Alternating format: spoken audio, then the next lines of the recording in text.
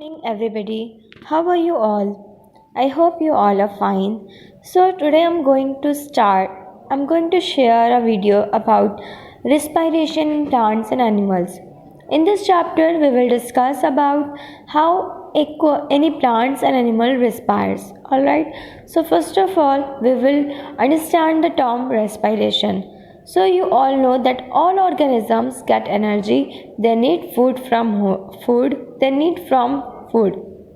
Alright, जितने भी organisms होते हैं उनको एनर्जी की ज़रूरत होती है और वो उन्हें एनर्जी फूड से मिलती है.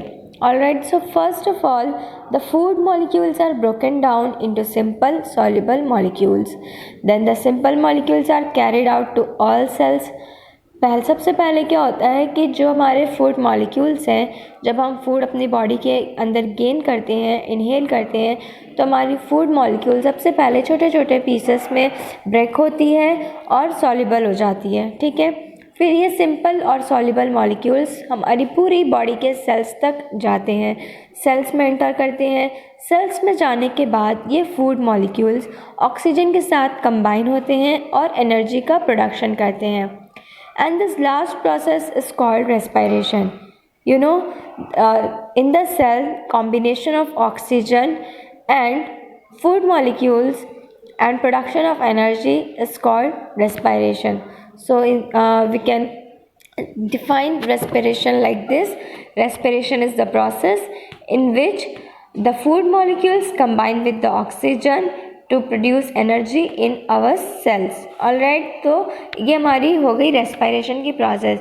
फिर प्रोसेस ऑफ रेस्पायरेशन की जो प्रोसेस है इसमें दो स्टेप्स आते हैं, external respiration and internal respiration. ठीक, और external respiration and internal respiration ये हमारे जितने भी ऑर्गेनिजम्स हैं हमारे वर्ल्ड में उन सब में ये प्रोसेस होती है. First of all we will discuss about external respiration. External respiration means हम ऑक्सीजन अपनी बॉडी में जब लेते हैं और कार्बन डाइऑक्साइड जब हम रिलीज़ करते हैं तो हम इसको बोलते हैं एक्सटर्नल रेस्पायरेशन, या हम इसको ब्रेथिंग भी कह सकते हैं.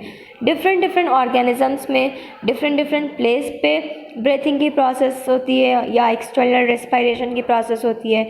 जैसे ह्यूमंस अपने लंग्स को यूज़ करते हैं, कुछ फिशेस हैं वो अपने गिल्स को यूज़ करती हैं, कुछ एनिमल्स अपने स्किन से रेस्पायरेशन ब्रीथिंग करते हैं. Alright, so next one is internal respiration. Internal respiration cells के अंदर होती हैं. इसमें ऑक्सीजन ग्लूकोज के साथ कंबाइन करके एनर्जी का प्रोडक्शन करता है. This is glucose plus oxygen. Glucose plus oxygen gives carbon dioxide plus water and energy. So this equation is called internal respiration, and this respiration occurs inside our cells. All right. So let's talk about the different respiratory organs in different organism. Organ lungs कौन से animals use करते हैं breathing के लिए? जितने भी vertebrates होते हैं, like animal what are vertebrates are the animals which have backbone. Alright, fish जो है, फिश में बैकबोन होती है बट वो लंग्स यूज़ नहीं करती.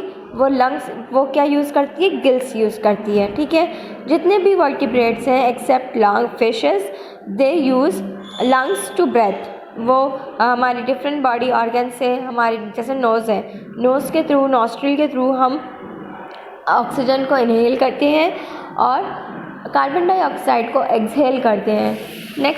Next organ is gills, and gills are used by fishes and tadpoles. है ना, देखो ये पिक्चर है, इस पिक्चर में इस तरह से ऑर्गन्स होता है फिशेस में, टैडपोल्स में. Alright, next one is spiracles. Spiracles are ये स्पाइरकल कुछ स्मॉल होल्स होते हैं that are present inside on the body of insects. जैसे आपने कॉकरोच को देखा होगा, कॉकरोच की बॉडी में कुछ होल्स होते हैं, स्मॉल होल्स होते हैं, और उन स्मॉल होल्स के थ्रू ही वो रेस्पायरेशन की प्रोसेस करते हैं. Like this is the structure skeleton of cockroach.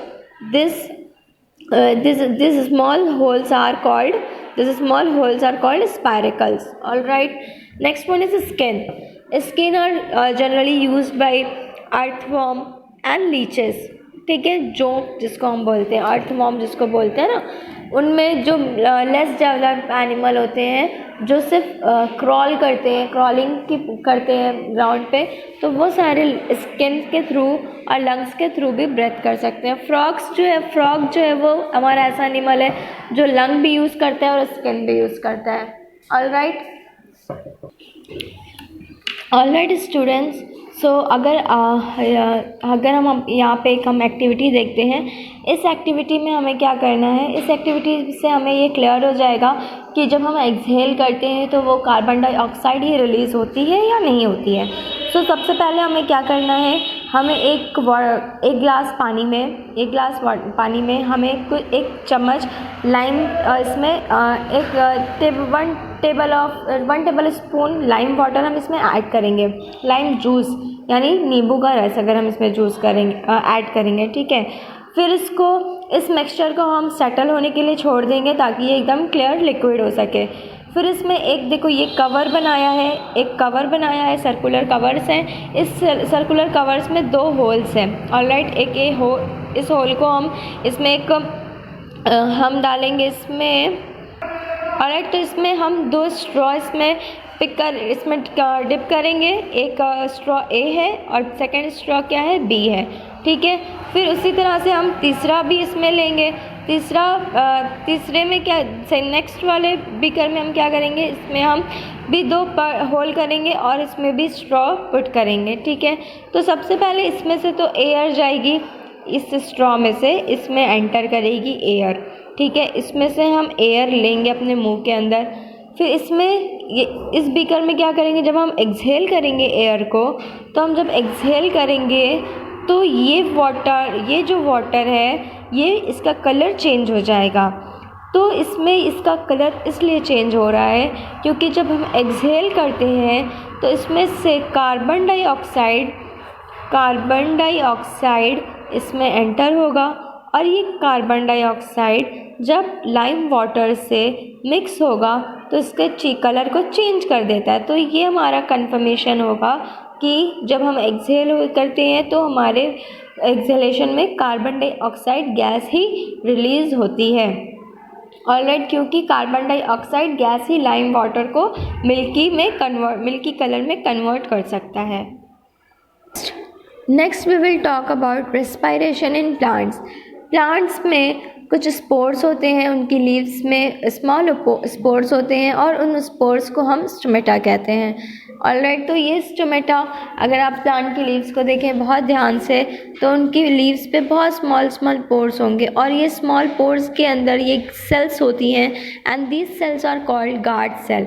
In guard cell का काम क्या है, ये स्टोमेटा की ओपनिंग और उसकी क्लोजिंग को रेगुलेट करते हैं, ठीक है। कुछ प्लांट में कुछ टिनी ओपनिंग्स होती है स्टेम्स में, फ्रूट में भी कुछ टिनी ओपनिंग्स होती हैं, वो भी उन ब्रेथिंग के लिए यूज़ की जाती हैं and this tiny openings are called lenticels. Alright, जैसे आप देख सकते हो एप्पल की स्किन पे, पोटैटो की स्किन पे ये टाइनी डॉट्स है ना, ये टाइनी डॉट्स जो है वो लेंटिकल्स हैं and this lenticels helps plants for breathing. Alright, roots भी हैं, जो प्लांट की रूट्स होती है वो भी ब्रेथ करती हैं।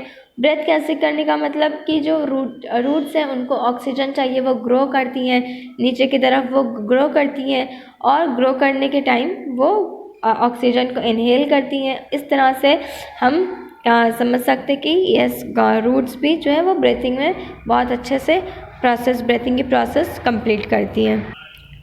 देन रेस्पिरेशन इन मैन, हमको पता है हमारी बॉडी में लंग्स हैं, नॉस्ट्रिल्स हैं, नेसल कैविटी है, ट्रैकिया है, ये सारे ऑर्गन्स हमारे हेल्प करते हैं ब्रीथिंग में।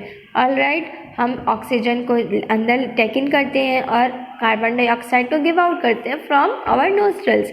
Breathing in is called inhalation, ठीक है, and breathing out is called exhalation.